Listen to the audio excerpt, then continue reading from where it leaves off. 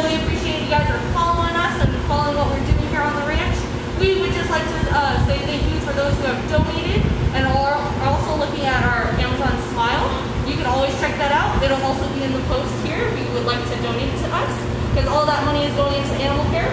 Like Ringo here. I brought Ringo with me today. He's a blue and gold macaw. He's 2 years old. I brought him because we're actually talking about flight. So we realize school has started. So we figure why not help you guys, because we have such great animals here to help teach so many things. So today we're going to talk about bird flight and even how it applies to paper airplanes. So we just know that a lot of schools are focusing on STEM, which is science, technology, engineering, and math. So we figure we want to help with that too. That's right, I know we do want to. You're being a very good boy. He was very talkative early, now he's being polite for the street. Good job. Now there are a ton of birds out there. Believe it or not, there are over 9,000 species of birds out there. That's incredible. We have about 700 here in just the United States. Now all those birds obviously don't have the same body shape. They are all different sizes, different shapes, and that actually can tell you how they fly.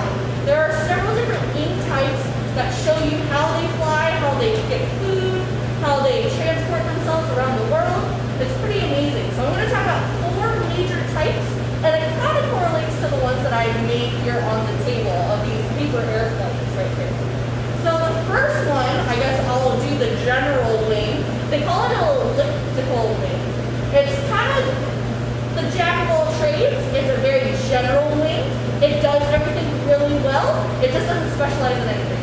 In fact, Ringo here, being a macaw, has an elliptical wing. Let's see if he'll show it to us. Can you show your wing? Or you want to scream at me? Hi! Oh no, you're being ticklish today. Are you ticklish? There you go. Can I see it? You may partially see it. You may partially see it. He's feeling, maybe we'll try it again later. So they are very long. They're very kind of just, they have a lot of feathers everywhere. They're meant to take off really well. They're meant to steer. They can fly really fast, but only for short distances. So again, it's kind of like what Ringo would be doing in the wild. He'd be just flying from tree to tree. Maybe he would need to go fast and steer really well to avoid predators, because these guys are a prey species. So those wings are really good for just kind of everyday living. They're not really specialized to do anything special, but they're just really good overall wing to have. So if I look at my table here, let's see, there's a few other things. It's kind of closer to this, maybe, a little bit more generalized. Very, very nice and just regular. Now, there is a bird that you guys probably see regularly living in the United States that have what we call slotted wings or passive soaring wings. That actually belongs to the red-tailed hawk. If you've seen a hawk out in the wild, you most likely have seen a red-tailed hawk out there. So these guys have very broad, very short wings that are really good for flying very high up in the sky. They really depend on thermal or very warm winds and currents to carry them up high in the sky, so that way they can get really high vantages to find their food. Believe it or not, they can soar at about 100 feet, so that way they can stare down at the ground and find something as small as a mouse to eat for dinner. Those wings are also really good for picking up heavy things as well, because those type of birds dive down, pick up the food, and are able to fly away no problem to eat that food up in a perch.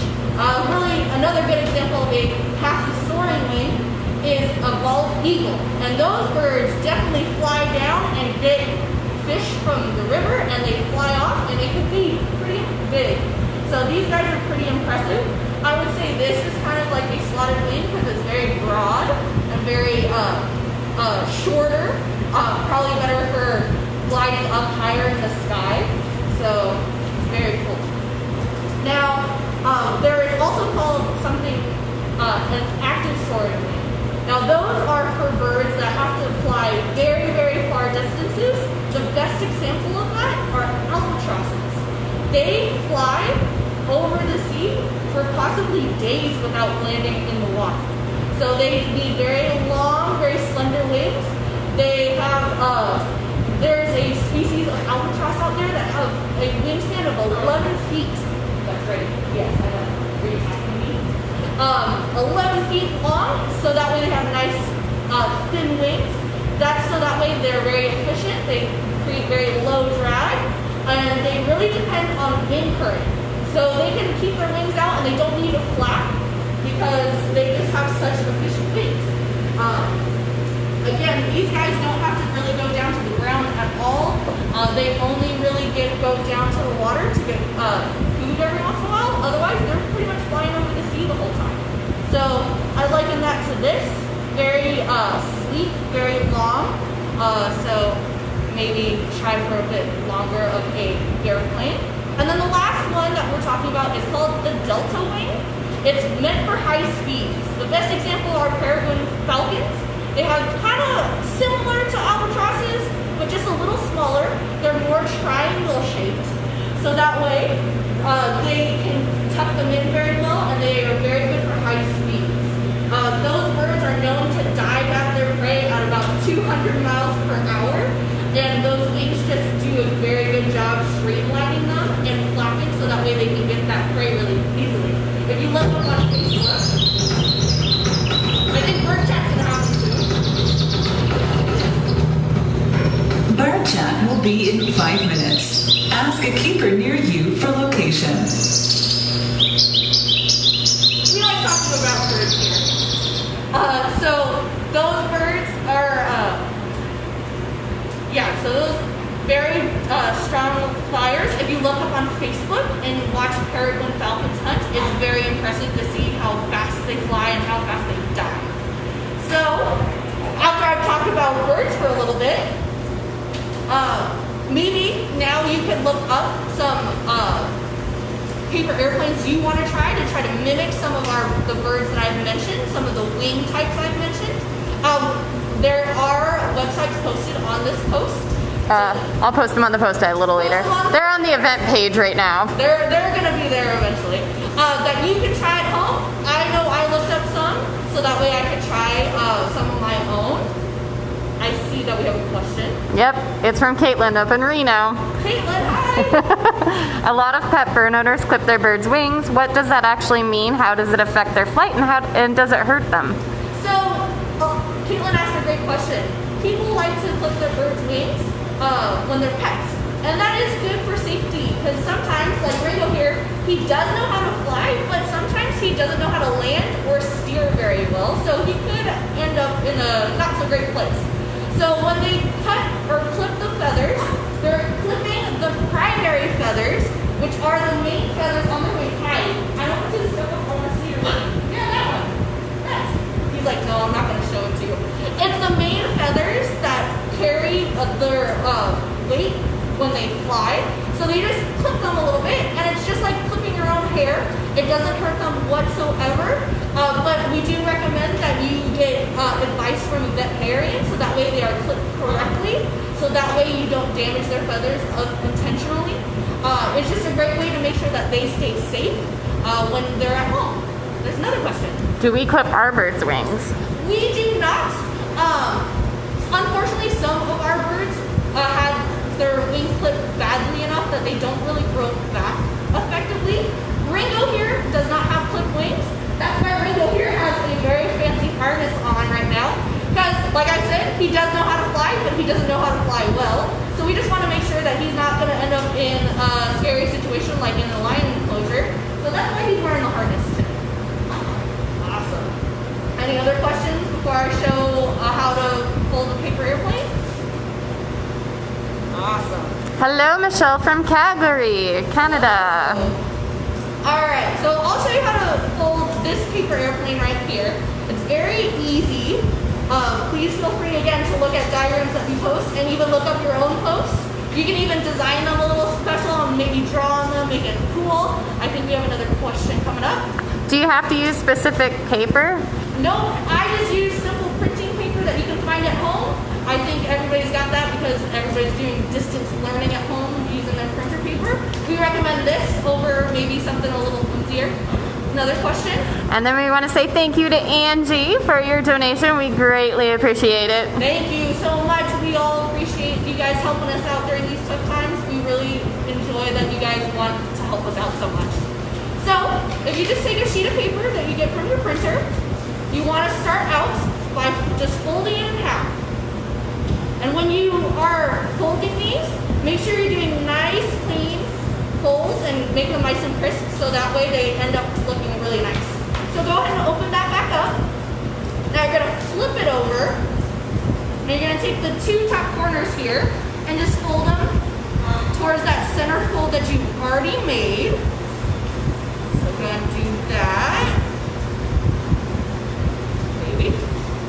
They can do it. You know we're going to go fly the airplanes after this, right, guys? Of course we are. Right? I made so many, we need to fly them. So once you have that set up, you're going to actually take this corner and fold it all the way down here. And maybe leave like an inch at the bottom, so that way when you fold it, it looks like this. So again, after you fold these two corners in, you're just going to take that and fold it down this way. Let me make sure I'm doing it correctly.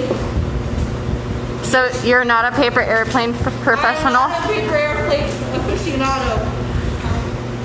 As a zookeeper, you learn to wear many hats. Last night, I had to learn how to engineer paper airplanes. So. And then if you guys want to play with the weights of different airplanes and use the same designs, you guys can also use different kinds of paper. You could use construction paper, printer paper. I'm sure there are other pieces of paper that I have no idea. You can make them super fancy, right? So the next step is you're going to actually fold these corners into the center again, like this. Yeah. Ringo's enjoying this. Maybe we'll give him some paper to shred in a second. If I don't make a good enough airplane, He can just destroy it. he can destroy it. There's no evidence, right? So fold it in like this. Yeah. So now it will look like that. Then you're gonna take this little triangle right here and fold it upwards like this. Beautiful, just like that. Again, you're gonna take that little triangle and fold it back in like this. Now from there, you're gonna actually fold it like this. Make it into a nice little half triangle. And then from here, you're gonna fold the wings out like that. Try to make them as symmetrical as possible. I know sometimes it's not possible, but you know, it does help birds to make sure they are flying correctly, so that way they're not turning unnecessarily. Alright, and like that, you have a paper airplane. Do we want to try to fly some of the planes? I think we should. I made a ton of them, might as well. Alright, we do have a swamp cooler system in here, so hopefully it'll fly straight. We can fly them towards Pepper.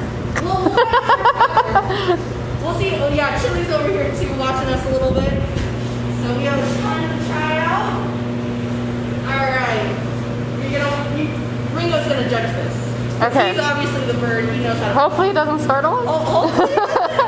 we'll see. It's enrichment, right? Alright, here's the paper airplane we just made. Let's see how good it flies.